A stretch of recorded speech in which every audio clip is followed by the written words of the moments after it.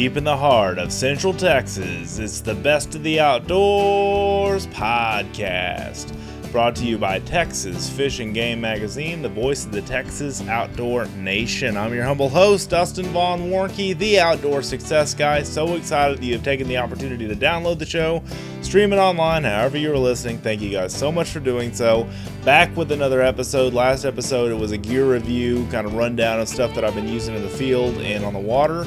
And this one we're going to get with Jeff Stewart, who I interviewed, I think it was last year after Hurricane Harvey in 2017 in the fall, early fall, September timeframe or so. So it's been about a year since he's been on, now that we're in August and September's just right down the road. So just wanted to bring you some hope and inspiration in the Texas outdoor lifestyle and beyond. And I just got a lot of fun things going on here. My online course is available to you for a special price of $97 if you want to learn how to be successful in the outdoor industry, if you're trying to be a pro staff, if you're trying to start a business, anything like that in the outdoors, and you want to check out how I do what I do in the outdoors. I teach a whole course on that, about 5 to 6 hours.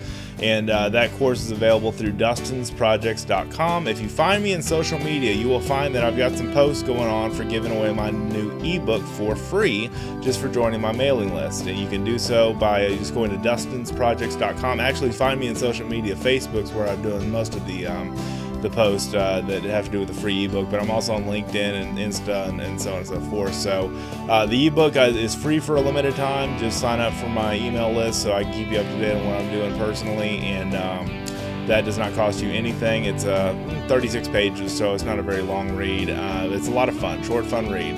And that's Achieving Success in the Outdoor Industry, my new ebook, and that is for sale, or you can download it for free just by joining our email list. And really appreciate you guys checking us out, and really just happy to be here in the summer and trying to stay cool in the middle of the heat. Lots of triple-digit days here in Texas. And I'm just constantly grinding through and trying to find good content for you guys. So what I wanted to do is have a spirited conversation today, and I had to bring Jeff Stewart because this guy can talk on just about anything with the outdoors, especially when it comes to hogs and hog hunting. He's indeed part of the Texas Hog Hunters Association, and we'll be running this podcast in their group here recently, or in the near future when this releases. So if you're listening there, thank you guys so much for doing so, and just a lot of fun. I wanted to also recommend you guys subscribe to our newsletter at fishgame.com. Subscribe to our magazine. It is very low cost to do so in the digital format or the print format. And that's Texas Fish and Game at fishgame.com. You can just check out our social media stuff, what we're doing on Facebook. We've got about 60,000 followers there. And we also have a wide variety of newsletter content coming out 3 days a week through our blog at fishgame.com. And you can also subscribe to the magazine from fishgame.com. Anyway, without further ado, here's my interview with Mr. Jeff Stewart, one of our Texas Fish and Game contributors for our magazine, print magazine, as well as our blog at fishgame.com.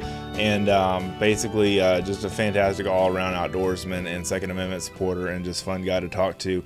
You can check out his Facebook page, Alpha Dog Blades, and Alpha Dog is all one word. You can check out all the knives that he makes. He stayed up the other night, I think, until all night working on blades and making knives and stuff, and to order or whatever the case may be. But he makes knives out of really, really cool stuff. So anyway, I'm excited to have him back on. Please enjoy our interview, and thank you guys so much for listening. Here we go. Joining me on the phone, Mr. Jeff Stewart, Crypto Hulk Stewart. Am I saying that right? Jeff Crypto Hulk Stewart? Yeah, all right. My goodness, that's you. Wow. So I follow you a lot on Facebook, and you sell custom homemade knives on your Facebook page, and I'll let you give a shout out of that at the end of the show. And it's summertime. We're moving into the start of school. There are hogs to be hunted. There's ARs to be built. There's bow fishing stuff going on. What kind of stuff have you been up to lately, Jeff? Biggest thing I've been up to lately, building AR-15s for people. Built a couple of chassis rifles. If people don't know what chassis rifles are, it's the latest craze of ultralight skeletonized tactical stocks on bolt-action rifles. Yes.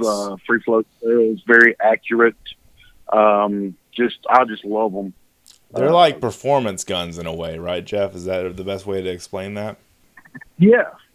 Okay. Yeah, it's basically basically chassis guns. Like I said, they're high performance guns. It's kind of like taking your dad's old Ford pickup and dropping some Krager SSTs on it and putting Holly 750, double pumper carb sitting on top of it, or something like that. I mean, you put a really high quality optic on this. It's free floated barrel. You smooth up that action. The stock is more precision. You can add weight to these stocks. Sure. You can balance these stocks. You can just do so much with these stocks above and beyond your factory synthetic or wooden stock. Yeah. And you can really customize this thing and just make it whatever you want. And there's nothing wrong with the factory stocks. Don't get me wrong. I'm not saying you got to change something. Sure. The fact a dead hog or a dead deer is just as dead with the factory stock as it is with a custom stock. But it allows the hunter or the shooter to really make their gun their own. Sure.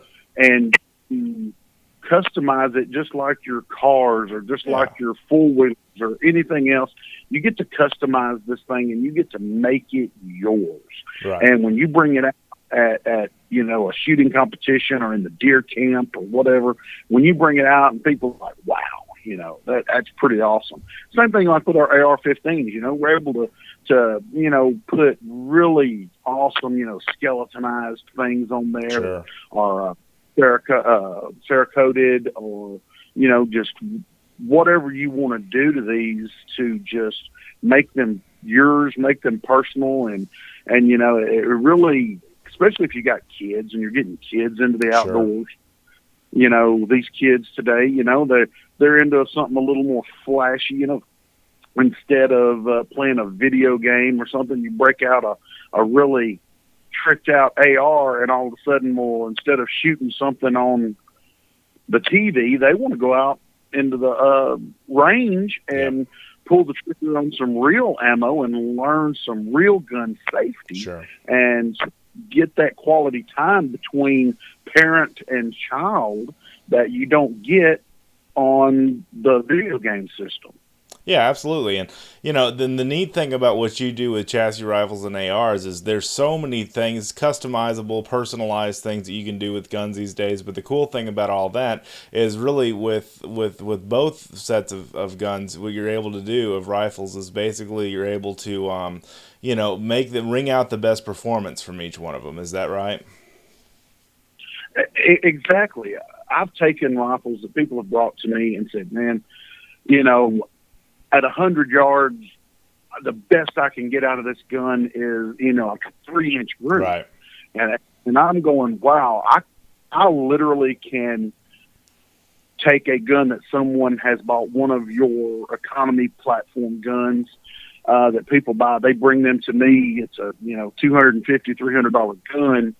And I will guarantee you, I can't guarantee you a 1 minute of angle gun, but I guarantee you that I can tighten that bad boy up to where you can kill anything you want to out to 250, 300 yards if you have the skills to do that. Right. The right angle, the right scope. Sure. It said free floating that barrel and making sure that there's not any pressure in different places. Sometimes it's as much as, running a few hundred patches up and down a barrel. I've seen rifles that have come into me that during the rifling process, they left burrs. Yeah. I've seen that too, barrel. As a matter of fact. Yeah, during the manufacturing process. Yep, exactly. That's why I tell, a lot of people, if you buy a gun and you go sight it in and you shoot 5-6 shells out of it, cartridges, and you get it, oh man, I'm dead on. Yep. That you go out there next week and you shoot at a deer and you can't hit that deer and you're going, man, somebody dropped my gun or I bumped my gun. Not necessarily, because you haven't fired enough ammunition through this gun to break the barrel in. You have not shot it enough if there are burrs in there to kind of smooth that up, do anything.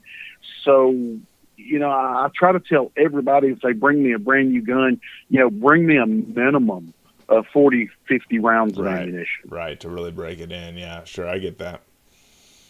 Oh, that's fantastic. And with these guns, you know, chassis guns and the ARs, you're just able to do so much more with them. The most of the time, your triggers are, especially with an AR, it's just a drop-in trigger. You can go to a 2, 4, 6, 8, whatever pound trigger from a 12-pound factory trigger in a matter of minutes. And people are like, well, you know, what's the big deal? I've killed a lot of deer with my factory trigger, and you know. But the thing is, if you shot a heavy trigger forever, you're probably used to it. You've killed deer. Granted, I mean, I've killed lots of deer with, you know, shotguns and everything else that had heavy triggers.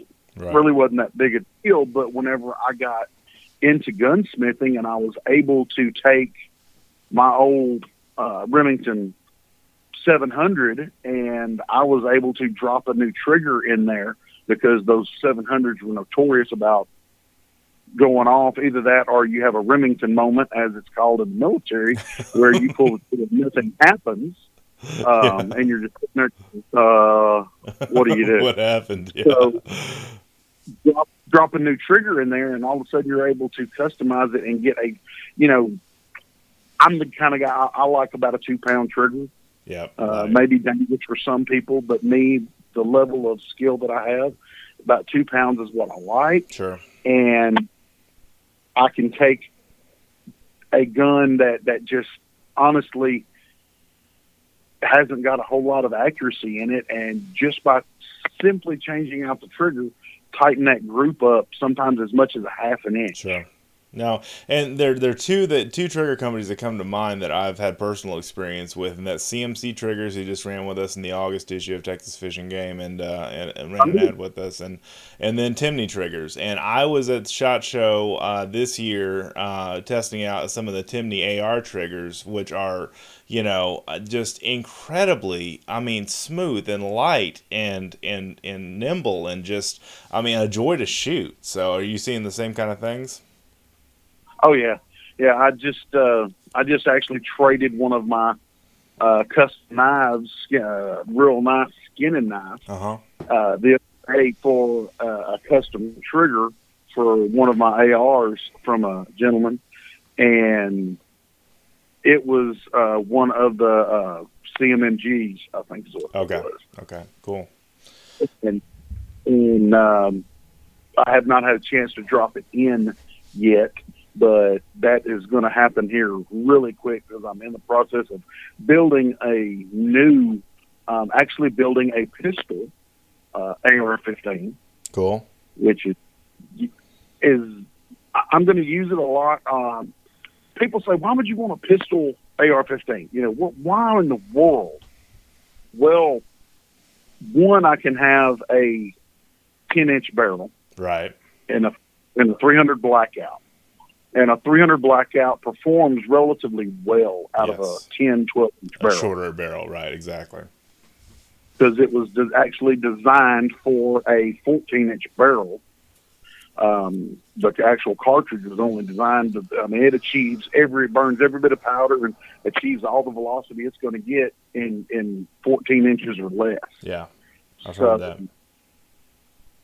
You know, I can have something that I can carry on my ATV that is not taking up a lot of room, that if I'm running traps or I'm doing things and I've got gear on my four-wheeler, I'm able to have a rifle and have that precision of a rifle. Now, I have 44 mag pistols, 357 mags. I mean, I've got plenty of pistols, and I shoot them fairly well, but I really have noticed on some of these hogs, you're going through a pasture and the hogs pop up. Yep, you got to be quick. You got to be quick, yeah.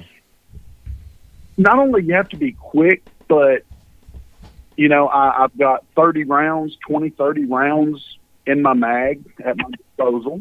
Yep.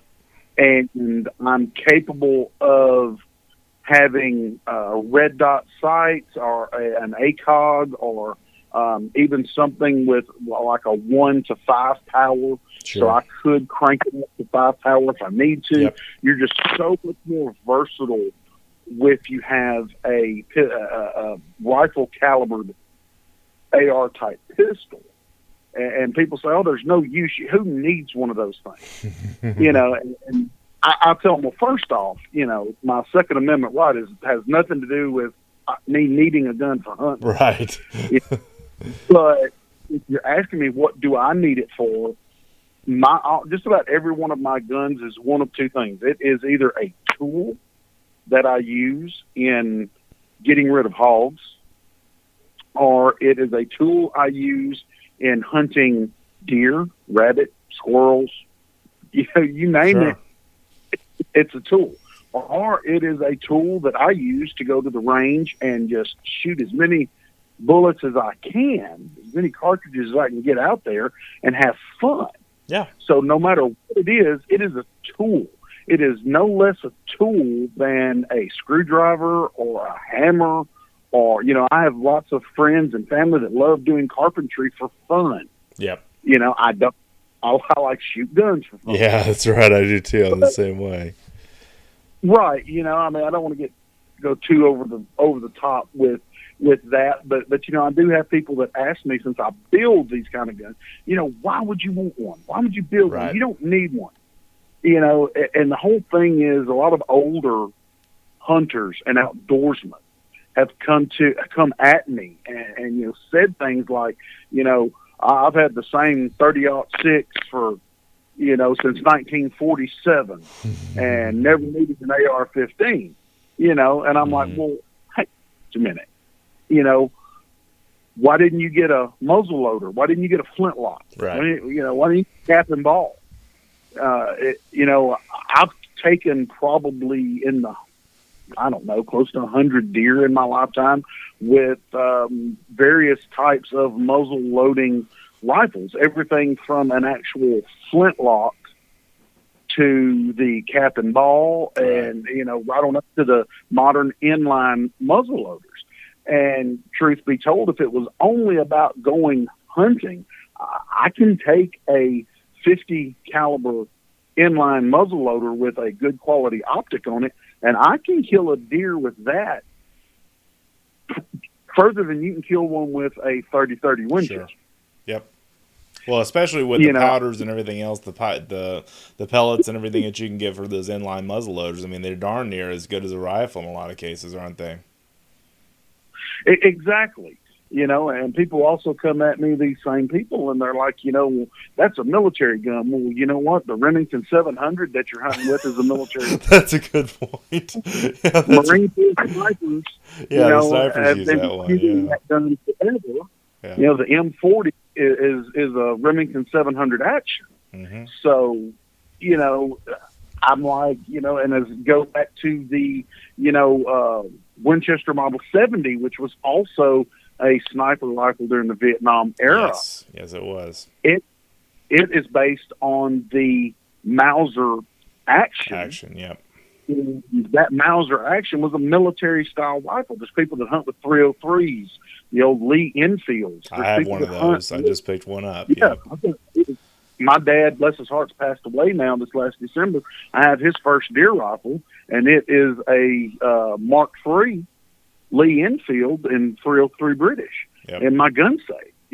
I have an old I have an M1 Grand, which was, military. There's not a gun period that does not have its root base as a military weapon. Yeah, I mean, that's a good point. And I mean, that all being said, it's your right in our country to do, what you want. I mean, you have the choice and the freedom. I mean, thank God for that, to do, some different things. And to move into what I wanted to talk about next is hogs. I've killed hogs with all kinds of different means, short of throwing a rock, out of a blind. And The thing that I enjoy about guns, Jeff, and I think you agree with me because you own a lot of them like I do, is that it's different ways and means that you can take to challenge yourself and up your game on hunting for hogs, for instance, or deer, or whatever the case may be. Would you say that? Yes, absolutely. I'm a collector. On top of being a hunter and an outdoorsman and a shooting enthusiast, and a gunsmith and everything else that I like to do, anything that involves the outdoors, hunting gun. I'm also, I love the challenge of it, which that means trying to shoot a hog at 750 yards with I've got my favorite rifle that I use. I have a 257 Weatherby Magnum. Ooh. And this gun is tricked out and ready to rock and roll. And, I've literally, made 450 yard shots with this rifle on hogs, and on steel targets, I've made out to 600 yard shots if the wind wasn't blowing, because it is a light projectile, with this gun, with this rifle. Right. So you can challenge yourself there. Now, I wouldn't ethically shoot at a deer or anything at 600 yards with this gun because of the lightness of the projectile. Right. It does, I shoot 120 grain projectile out of it. So, kinetic energy at a distance, you gotta be ethical with it. Right. Sure. But I understand that. And I've got my 300 blackouts that 150 yards, go to 220 grain bullets in that and shorten that distance up. Hits like a sledgehammer, but it's like swinging a pumpkin at something. Yeah, like the sledgehammer or something. Yeah, I agree. Yeah, it's slow and fast, or slow and hard. That's what I'm trying to say. Yeah. I have 44 Magnum lever action rifles and a 357 Magnum lever action rifle that I hog hunt with because of the challenge. That 357 mag, you're talking, 75 yards or less. Right. With that, almost bow hunting ranges with that. I have pistols. My 1911, I've taken so many hogs with that 1911 45. You're talking 20 yard or so shots. It's open sighted. This doesn't have any optics at all on it. And, last year I killed 4 or 5 hogs in one day with this 45. I had a rifle in the stand, but the hogs came in close enough, and I was like, let's try. This is a challenge. So, hog hunting, it opens up because hogs are a nuisance. Let's just face it, they're like rats and rodents. Right. They are an invasive species. They are a destructive species. They eat the food that our native species would eat. They eat snakes and things, and people may say, "Oh, that's a wonderful thing." It is to an extent, right. But unless whenever it's they taken, to extremes, the snakes are a keystone species, and if you get rid of the snakes will feed on the toads and feed on the mice and feed on the vermin. Then those vermin and things like that take over, and there's no natural predator for them anymore. So there's lots of harm hogs do. So when we go out and we shoot hogs, and we're talking about eradicating, I may kill 150 hogs a year. Right. Then you're allowed to experiment and go out there with crossbows and recurve bows and longbows and, just any kind of anything, spears. And I've killed a few hogs with spears and, dogs and just use a knife, right. Let the dogs pull them up and things like that, And now I'm not about wounding any animal and torturing any animal. That be ethical, right. I'm totally against.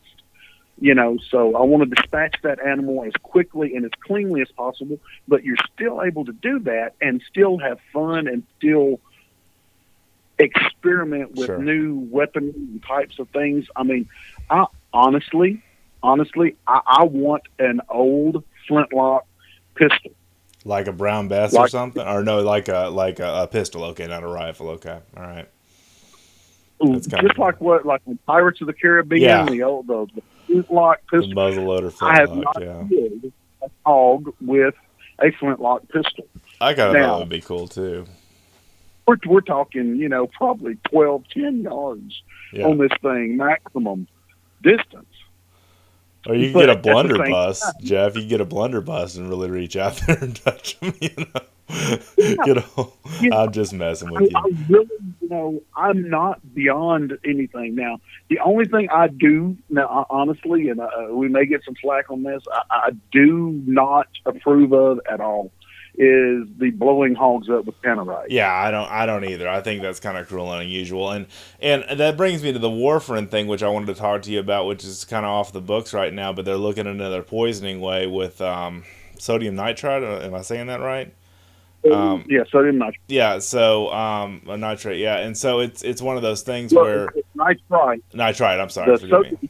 Nitrate is fertilizer. Okay. Just like what you can actually make explosives out of it. So, and it's also in chicken manure. Right. But the nitrite is what we put as a food preservative in things like sausage and bacon and stuff like that, right? Curing agent, yeah.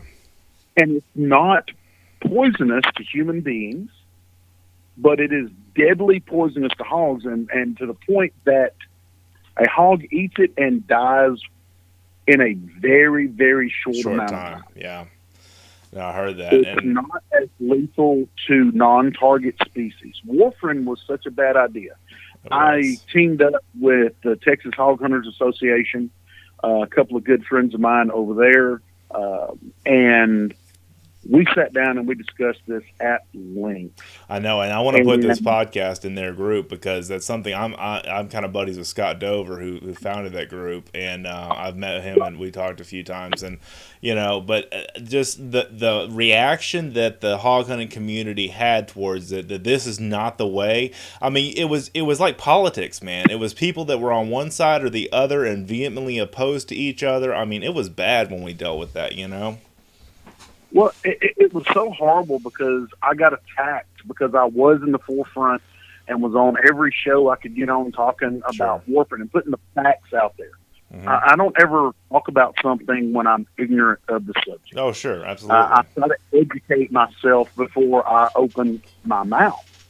And warfarin was just a bad deal. It had already been tried in Australia, and a tremendous amount of non-target species were killed from the use of warfarin. There were secondary,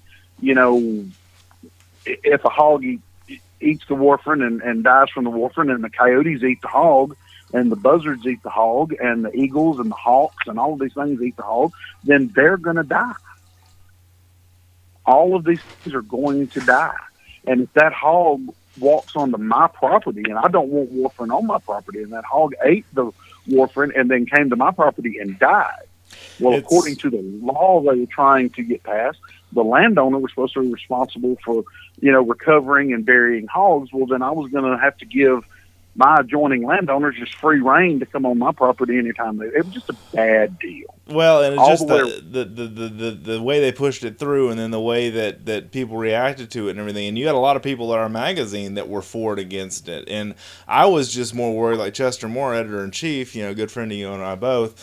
He was basically just making the point on his radio show, More Outdoors, about, the half-life of this, of what eats it after it dies, because the way nature works is in cycles, obviously, and after something dies, something else comes, a turkey buzzard or whatever comes to eat it. It just goes, it's a cycle. It just goes on and on and on through nature, and how many other things are we going to kill off? And so I agree with you, you and I are very like-minded about that.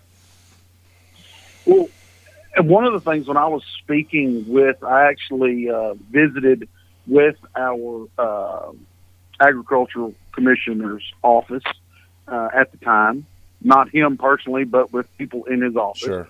Spoke with them at length about it, and I actually even spoke to the governor, actually talked to him personally about it. And I was one of the ones that put forth the, sodium nitrite as a possible usable control method. But there needs to be an extensive, independent study done on any poison. Because when you open the door to putting a poison out into the wild, there is huge possible ramifications. I was just going to say ramifications, exactly. Yeah. So, we talked about it, and I'm like, you're talking about probably a 4 or 5 year minimum long study of this. And I said, the problem that I'm having is I'm not going to take the word of the company that wants to sell me the poison and think they did an impartial testing of the subject matter. And they are going to present us with the findings, and we're supposed to say, yeah, absolutely. No, sir, that's like a restaurant running its own health inspection. Well, a lot of people that are on the side of people that are for warfarin or were for warfarin or are for sodium nitrate, they say to us hunters that want to go out and handle them the natural way, and I've heard a lot of ag people say barbecue our way out of the situation, if you'll excuse that term, but they say, well, if it's not warfarin, if it's not sodium nitrite, then what is it? And there may not be any poison that you're going to be able to put out there for hogs. But what people don't understand is, a lot of times we're not going out there and shooting 2 or 3 hogs during deer season. We're hunting hogs year round. We've got traps out. Like I said, there's been the last few years, probably 150, 200 head of hogs. And I'm just one guy down here that's doing that. There are dozens of other guys in my area that are getting that many, if not more, hogs. There are the helicopter hog hunts, and we're talking about people go out and in a matter of a weekend kill 300, 400, 500 heads of hogs off property. Yeah. The problem we run into is landowners who claim that they are having a problem and claim that the hogs are just destroying their livelihood and everything else, don't want us as hunters on their property, or if they do want to allow us on their property, they want to charge us an enormous amount of money to come out there, but they only want you to kill 1 hog or 2 hogs. Right. You obviously don't have a problem if you want to charge me an exuberant amount of money and want to limit the number of hogs I can kill. You can't have your cake and eat it too. You can't say, it's like if you go and hire an exterminator to come into your house because you're overrun with roaches, and you tell the exterminator you can only kill 2 roaches. Right. Yeah, and I've brought this up on this show before with Chester Moore. There's a particular ranch I have in mind, and everybody from Texas Hog Hunters Association's Facebook forum, Facebook group knows what I'm talking about. But I'm not going to mention any names. If you Google hog hunting in Texas, you will see their Google ads. All right, I'll say that much. But they basically charge you by the pound, green weight, fully dressed, or not even dressed, fully loaded hog, to clean the dang thing. And you walk away from what should be $150 hunt, and you're paying $300, $400, $500 for a hog hunt. And they advertise that hogs are overrunning Texas. And I'm like, guys, you can't have it both ways. Like you said, you can't have your cake and eat it too. That's not fair to the unsuspecting hunter, and they fill their weekends every weekend. I'm pretty sure with their hunts.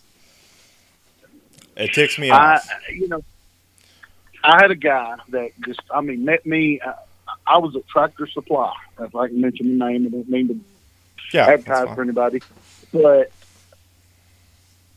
after the whole thing had blown up and everything, and I was in there, and he was buying a 5-gallon bucket full of rat poison, a certain brand of rat poison. And I was like, man, you must have chicken houses. And he said, no, I got a hog problem. And I said, what are you going to do with that rat poison? He said, man, you mix this 5-gallon bucket full of rat poison with a couple of 100 pounds of cracked corn and pour it out on the ground, and you can kill every hog on your place. And I'm like, you do know that that's highly illegal, right? Oh, absolutely. And also look at the ramifications for wildlife. I mean, that we talked about that before, but gee whiz. Well, because of what Sid Miller and them did by putting it out there, warfarin, they put it out there before they tested it, before they did anything with it. And then they turned around and let everybody know that it basically was rat poison. All of a sudden, it's just like, well, I'm not gonna tell you that, you can go out here and catch every catfish in East Texas out of this 2-acre pond over here that weighs 25 pounds, and it's down Farm Road 699, 2.5 miles, right. Turn to the left. Mm-hmm. But I ain't telling you to go out there and catch any fish. Right. Yep. And that's kind of what they did. So they let everybody and their brother know what they could do to poison these hogs. But now it's illegal. Well, you got 1,500 acres or even 200 acres. Who's out there on your property testing your corn? Nobody. Unless the game warden gets a call that you've killed an illegal animal, they're not coming onto your property harassing you. We've got 2 game wardens to patrol a county that's, as big as some states, sure. Big as Rhode Island. Right. So nobody's going to come on your property without probable cause. And, it's just one of those things where it's like Pandora's box. We may have opened it. Yeah. We had one hog just 2 miles from my home here. The gentleman called me. He shot it in his yard and called me and said, "You got to come see this.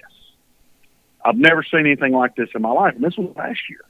And I got to his house, and he had hung the hog up and started skinning it, and it was blue.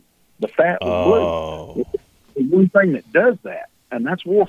Yeah. That's only so somebody had been poisoning hogs, and, I called our game warden and told him what I found and everything, took pictures of it, and, and he's like, what do you want me to come do? Basically, how would game animal? Yeah, I see what you're saying. Yeah, if it's deer, is another story. That hog could have ate that poison a week ago on a property 10 miles from there. Right. True. No way for them to know. So, that's one of the things with hog hunting is, here's what I think the state ought to do. I think the state ought to put a bounty on hogs. Tails, ears whatever they need to do in order for you to turn it in to get your bounty. I think they ought to put a $5 per tail bounty on hogs. You could stack them up pretty quick if you're shooting them out of a helicopter, or one of the things I wanted to bring up is Lone Star Boars has a YouTube channel. Todd Huey Outdoors, give him a shout out. He posts a lot in the Texas Hog Hunters Association group, and I'm a part of his. I watch his YouTube notifications come through. He's always posting videos and is starting to do this kind of professionally now. And he did I think it was up in Lubbock or somewhere in the Panhandle. He did a hog hunt eradication run with these guys that basically went on 4-wheelers at night with night vision stuff. And basically, it was like a helicopter, but it was on ground. They basically went up to the hogs as they were running and just shot them, I don't know the best way to say it, but I don't want to say drive-by style, but basically as they're running, shot them on the side, as they're running parallel to them. And it was highly effective as far as getting that done. Suppressor. I'm sorry, say that again? Subsonic 300 blackout with suppressors and night vision optics, and literally shot an entire sounder of hogs. Wow. 35, 40 hogs out of a pasture. They did not, it was such a quiet report of the rifle. The bullet hitting the hog was louder than the rifle going off. Yeah. And if you got headshots, the hogs didn't squeal. Right. The others didn't run. And if they did, they didn't run 20, 30 yards, and they stopped again. And you just kept walking up and popping, and you killed the entire sounder of hogs. Right. And then you just kept walking. You left them there. You didn't mess with them. You left them there, and you kept walking and easing through these fields. And, we've killed just literally in one night 50, 60 hogs in some places doing this with suppressors and with subsonic ammunition. Right. That way it was quiet. And, like I'm saying, if the state would impose a bounty on these things, yeah, it'd be worth it, I'd say.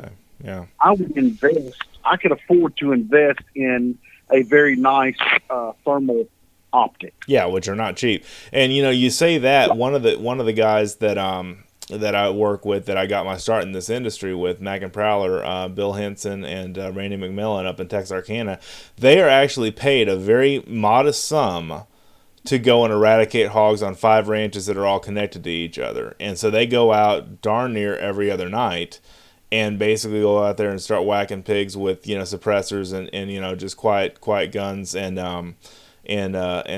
ammo and just their whole, and they use pulsar night vision, and I'm pretty sure, and but they say it's not a lot of money, but he said it covers our fuel and it covers our bullets or our pellets or whatever they're using. Just like if you did, so like I said, minimum, $5 a tail or whatever. You go out and kill 10 hogs tonight. Well, that's $50. You at least can recoup the price of your ammunition and your fuel. Yep, exactly. That's the point I was making there, Jeff. Yeah.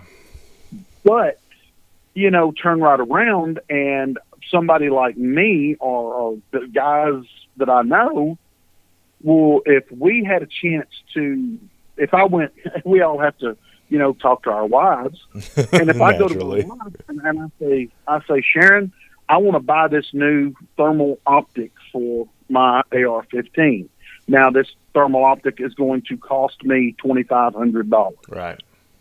But last year, I killed 150 hogs, and if the state gives me $5 per head, per tail, per whatever, I shoot these hogs, I can recoup the lion's share of that investment. Right.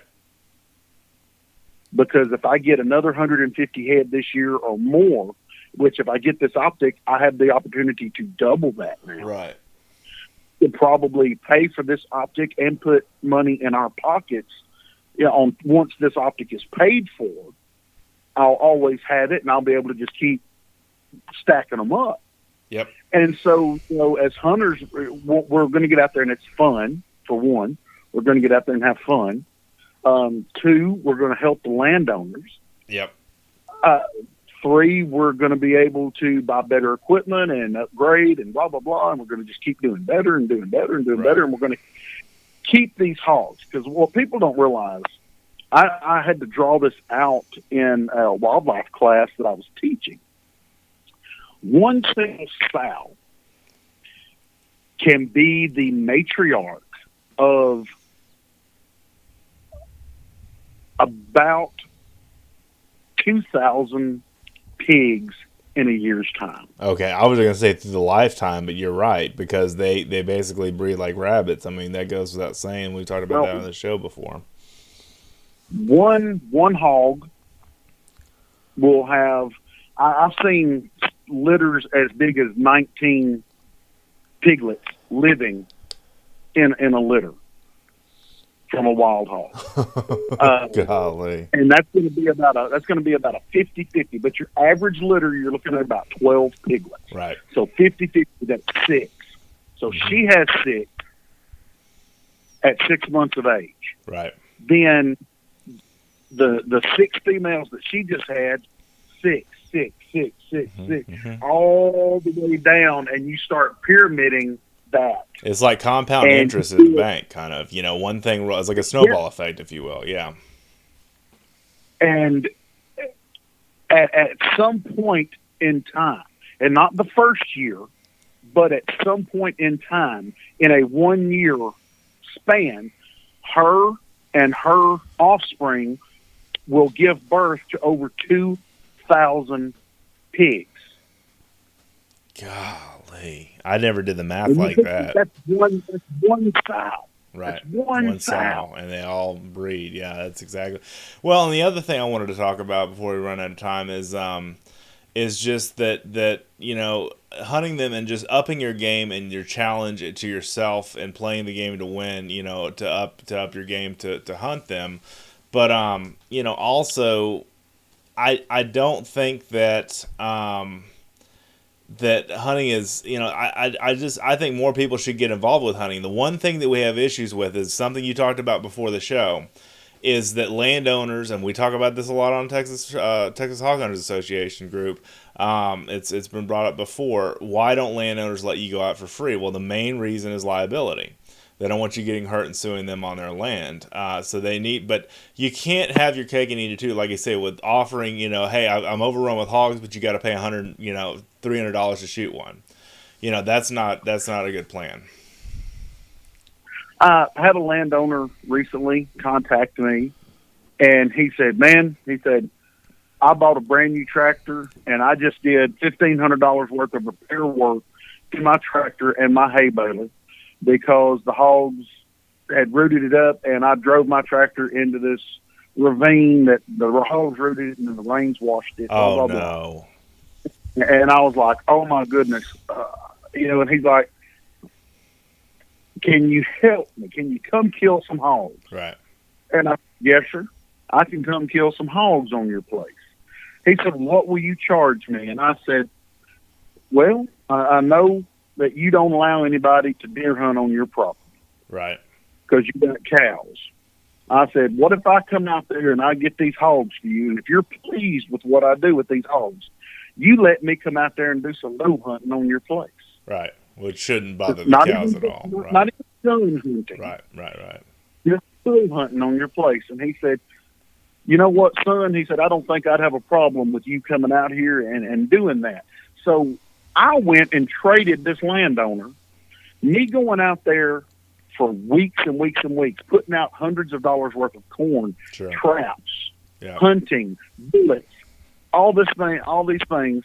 And all I'm getting out of it is next deer season, I'm going to get to go out there and put me up a stand, find me some scrapes and some rubs, and put up a stand with the possibility, especially here where I'm from, where bow hunting is a very low percentage hunt. I may get to see a deer. I may get a shot at an old doe or something like that. Probably not going to kill anything worth killing, but I'm going to get to go enjoy hunting. Yeah. Turn right around, and I also had a guy that contacted me around that same time that said, hey, I know you write for Texas Fish and Game. He said, why don't you come out here and go on a hog hunt on my place? I am eat up with hogs. I mean, they are just tearing my place to pieces. Won't you come out here and hunt and then write a story about it or whatever? And I said, well, yeah. I said, I'll come out there and kill your hogs for you. How many hogs you got out there? Oh, we just tore up with them. I said, well, I'll come out there and run about a 2-week trap line and hunt and everything else, and I'll see how many I can kill. Oh, no. I want you to come out here. You can kill 2 hogs, one trophy hog and one meat hog, and that's all you can kill. And I said, well, wait a minute, Mr. So I thought you just told me you had a problem and these hogs were tearing your place to pieces.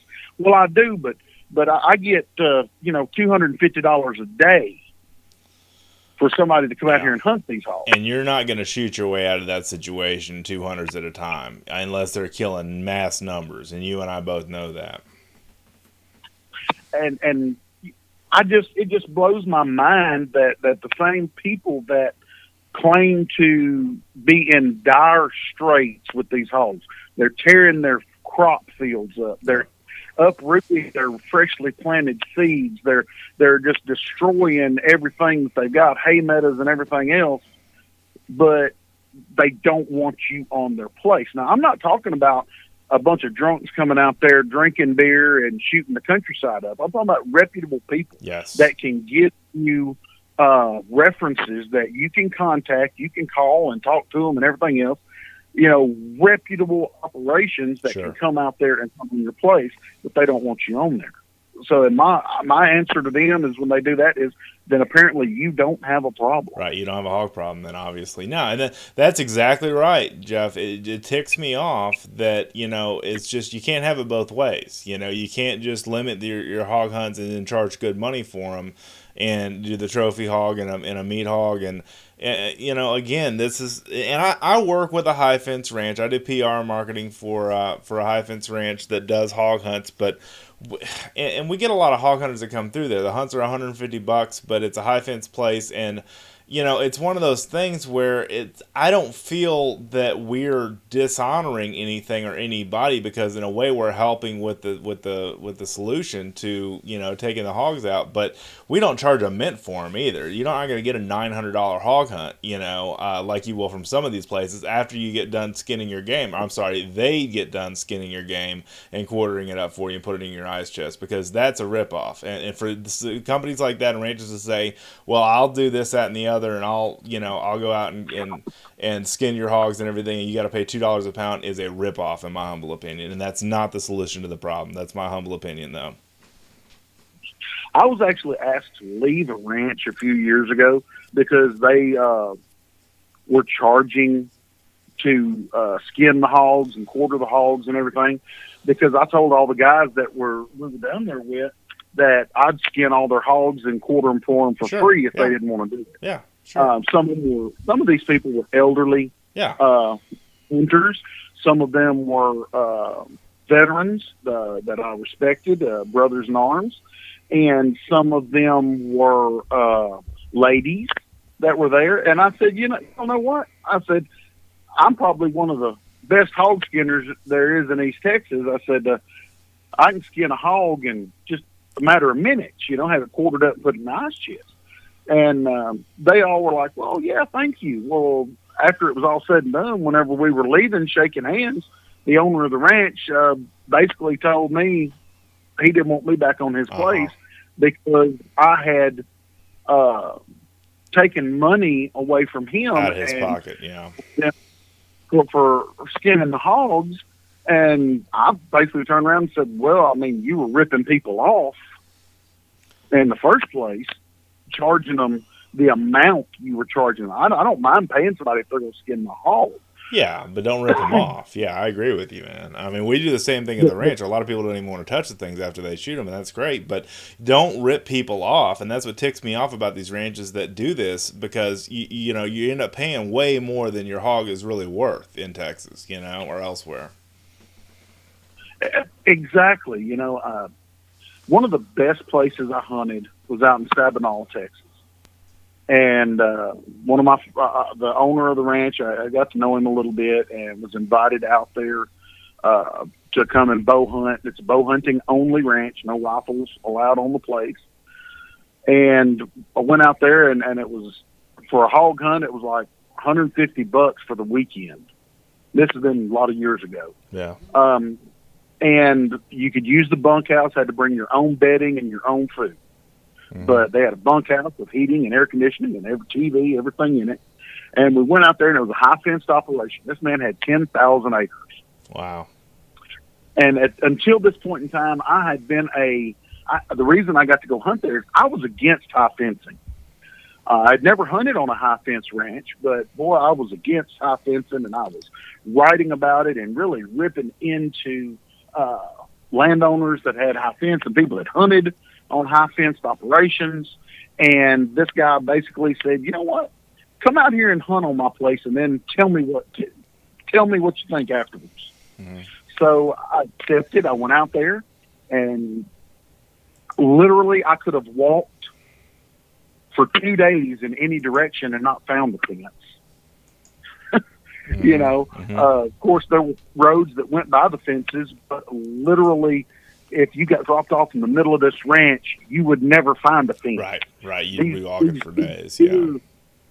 These deer and hogs and javelina were just as wild on this place as they were on the low fence place next door to it. Mm-hmm. Yep. And I actually had a 300-acre lease that was about 10 miles down the road from it that a friend of mine and I hunted on for quite a few years there. So I knew how the deer and hogs acted on our open fenced 300 acres. Right.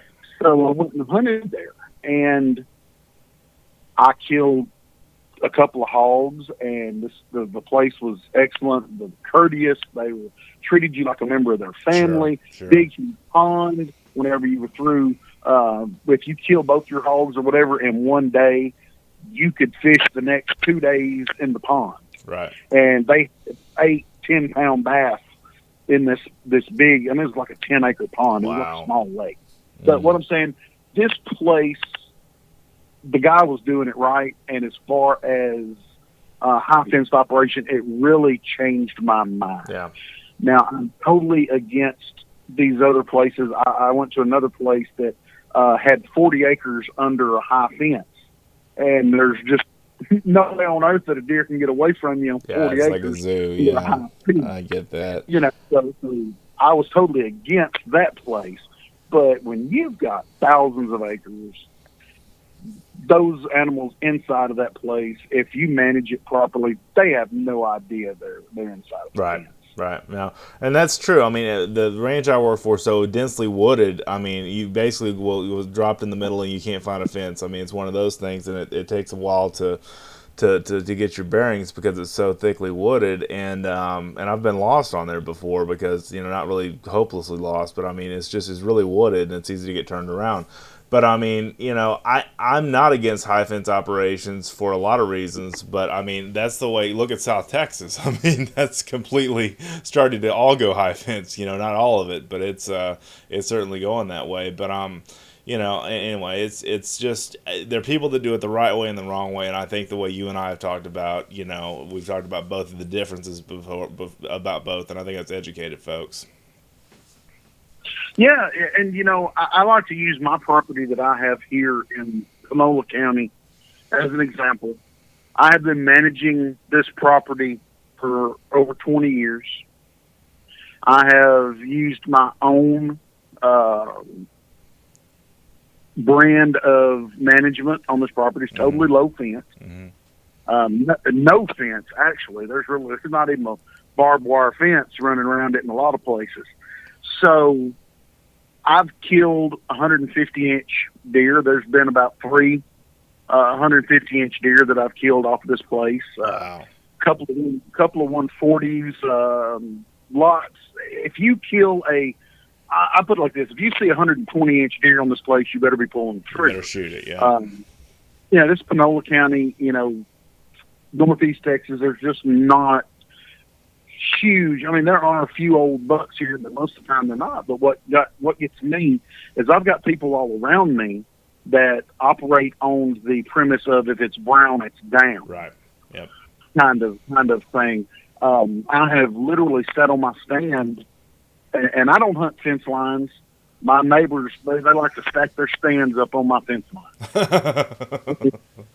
I never hunt a fence line knowing that, you know, I'm going to shoot a deer on a neighbor's property. Right. But, you know, these people, I've watched little 8-point bucks that are 2 years old come by with a 14-inch rack. Mm-hmm. And we have the 13-inch rule here in Panola. So I've watched this deer, and I watch him every single day. He comes out and eats and does his thing. Let him go because, you know, a couple of years, he's going to be a good one. Yeah. And I don't begrudge anybody killing whatever they want to kill for meat or for whatever. I don't really do that. But the thing that kills me is this little deer that I've been letting go, and he heads toward the property line, and he's gone from my stand for 15 minutes, and then you hear boom. Well, he doesn't show up anymore. Yeah, he's gone. Well, 2 weeks later, you're back there hunting, and there's a spike that walks out, and you know, we've got our spike rule, you know, which I totally disagree with, because, you know, if I'm going to kill a buck, I put it like this: if you're going to kill an illegal buck or a buck that's whatever legal but has whatever, why should I have to let a 1.5 old 4-point go, but I can kill a 1.5 old spike because there's still that in 5 years could be trophy bucks. The once a spike, always a spike rule has been blown out of the water for decades. Right. Yep. No, that's true. You know, and even letting us kill nubbin bucks as antlerless deer. Right. You're still killing a buck that could be whatever.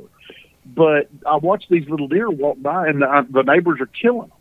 Mm-hmm. And whenever I think about that, you know, I'm like, boy, if I had the money, I'd put a high fence up. Yeah, to stop For the simple fact, I spend literally thousands of dollars a year in feeders, feed. I don't just put a sack of corn out and, you know, try to bring in a couple of those. Right. You know, I'm feeding protein. Yeah. I'm feeding things that these deer need, mineral blocks. I have, like right now, we have water troughs. Yep. On the that, you know, we go down there with those big totes that you can buy that had paint and things like that in them. We buy the ones that had like vegetable oil and things in them. They hold 500 gallons of water. Wow. And we'll put 7 or 8 of those on a 16-foot trailer and fill them all up with water, and we'll go down and during drought times, and we'll fill up those troughs down water. There. Sure. Yeah, I get that. Yeah. My neighbors aren't doing any of that. My neighbors, they go out at, you know, a week before season and pour a sack of corn on the ground and it's done. Yeah. Back up there and hunt over it. Right. And they're reaping the rewards of my game management. And you're managing it the right way. Yeah, it's not really fair for sure. So exactly. So whenever people talk to me about high fence, I have a totally different view of high fence today than I had 15 years ago. Sure. I get that. Yeah, I get that for sure.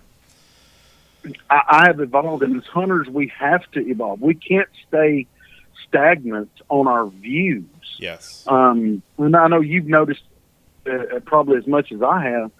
You can't go onto a hunting website, a hunting forum, web page, anything, and show a picture, because the minute you show a picture, somebody's putting you down for what you killed. Right. Exactly. Yeah. It's gotten bad. Yep. You can't do anything that there's not somebody. You know, I look at it like this. If I see somebody post a picture and it's a deer that I wouldn't have killed, I keep my mouth shut. Mm-hmm. Unless they did something illegal. Right. Now, if they did something illegal, of course I'm going to say something. Or unethical.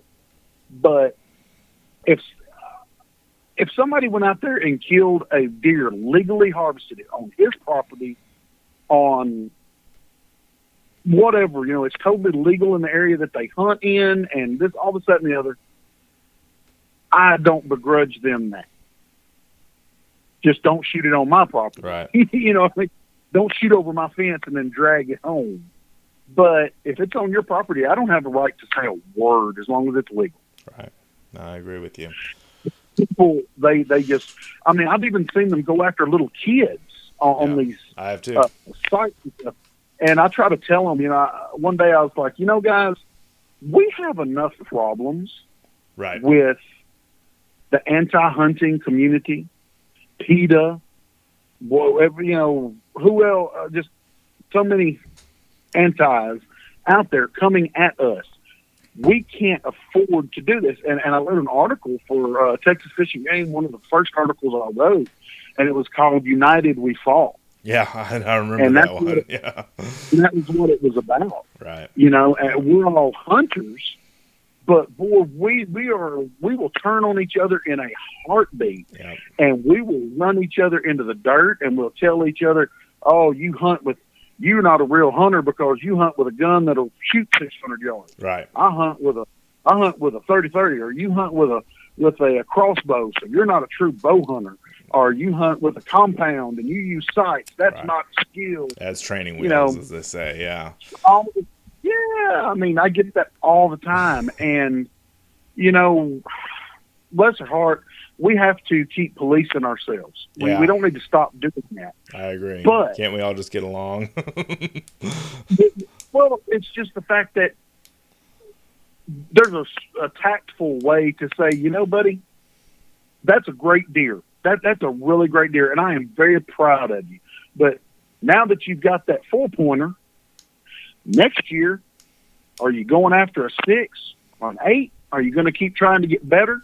Right. You know, or what? Better. Or are you just after meat? Yeah. Well, if the guy says, I don't care about horns, I'm just after meat, then I'm going to shut up. I'm not going to belittle him or berate him. You're not going to engage. I'm going to try to constructively give some advice, but if they're not receptive to it, I'm going to leave it alone. I'm not going to start a Facebook war, keyboard commando type, Yep. let me strap my keyboard on over here. Mm-hmm, that's right. Kind of thing. Yeah, that's right. I just, and I'm as guilty as anybody in my younger days. Sure. I didn't care if a deer was 18 months, 2.5 years, 5 years old. I didn't care. I didn't look. If it was a legal deer, I put a bullet through his pump house. Mm-hmm. Yep. That's a good point. But I grew, and I matured, and I learned. Right. And that's what we've all got to do. And we've got to allow our fellow hunters, unless it's just something just blatantly unethical or illegal, but we've got to allow our young hunters to be guided and influenced by positive reinforcement. Yep, I agree wholeheartly. Instead of telling them they're stupid and they're idiots and they're morons, well, guess what?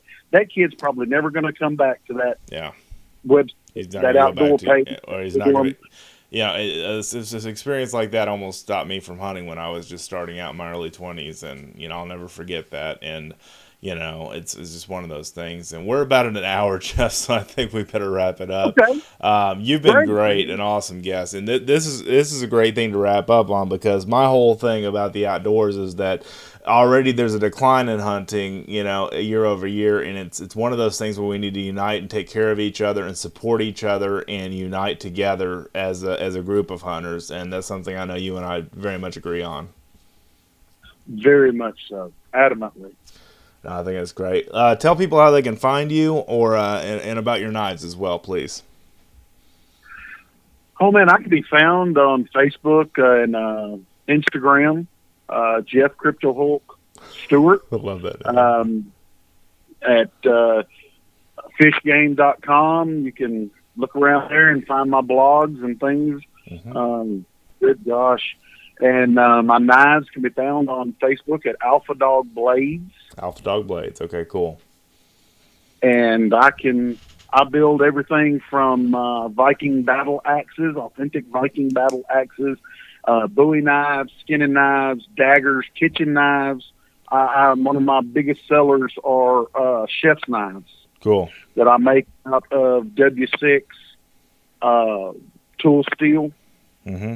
And little 1095, just a lot of reclaimed spring steel from all kinds of trucks and cars. If it's high carbon spring steel, I'm reclaiming it. I go to old sawmills that are abandoned and buy the blades from the sawmills that no longer run, and blades that are busted and broke, and I bring those back. And I've got some saw blades that if you get a knife from me, the knife steel is well over 100 years old. Wow, that's incredible. That's incredible. I have a forge, and I have a 200-year-old anvil. Wow. That I picked up from a relative that just had it laying around as a ornament in the flower garden.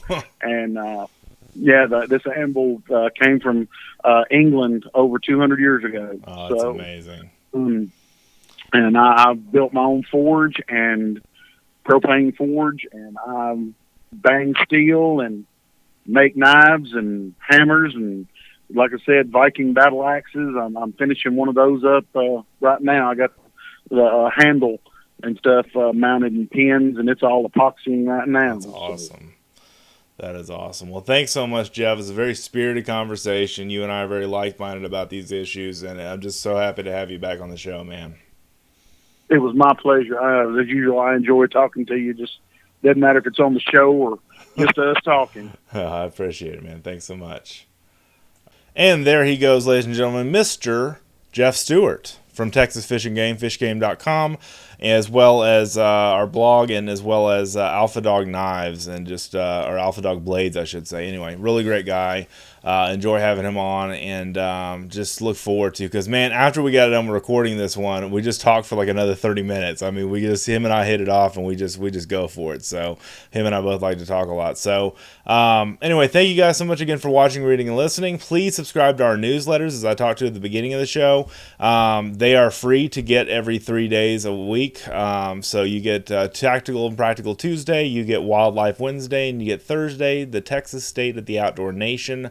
And those all delivered to your email box. All you have to do is sign up, and I think the sidebar fishgame.com has the sign up link where you can sign up for the newsletters. It's free, doesn't cost you anything, and it's a great way to stay plugged into our content. Many of you guys already do that, and I thank you guys for doing that.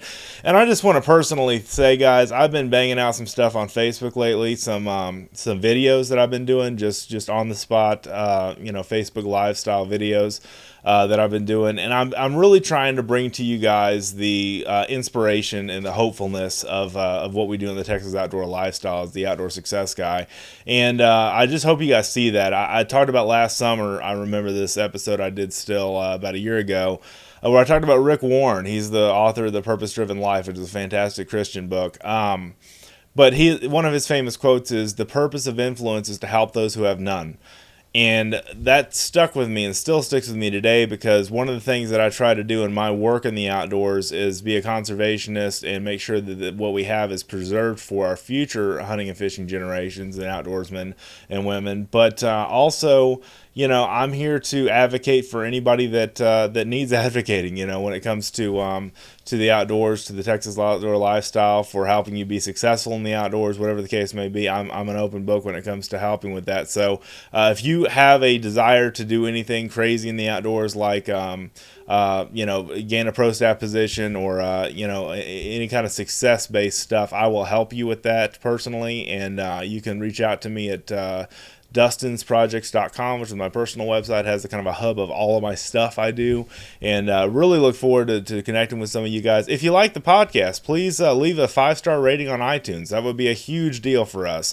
If you want to even stop the player right now, or your podcast player, wherever you're listening to this, and go rate the show, that would mean the world to me, because that helps more people find the show. And of course, we're a Texas-based show because we're based in Texas Fish and Game, but we're really all over the place. People from all over the world listen, and it's just kind of funny, that some of the stuff that I speak about, wild hog poisoning and all this other stuff, the big debate and stuff like that, gets out as far as it does. But it certainly bends the world's ear, I should say, when it comes to that kind of stuff. And I think it's cool. So I just really appreciate you guys if y'all leave us a positive 5-star rating on Stitcher, or on Google Podcast, or Apple Podcast, or iTunes, wherever you found the show.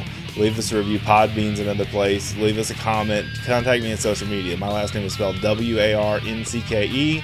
My Facebook profile is public, so you can easily reach out to me even if we're not friends. You can friend request me. I will accept, and we will talk that way. And I've connected with a whole bunch of you guys like that, man. And it just really, really, really makes my socks go up and down that you guys care about the show and care about me and care about what we're doing in the Texas Outdoor Nation and everything that we've got going on here. So anyway, thank you guys again. I know I say this a lot. Thank you guys again for watching, reading, and listening.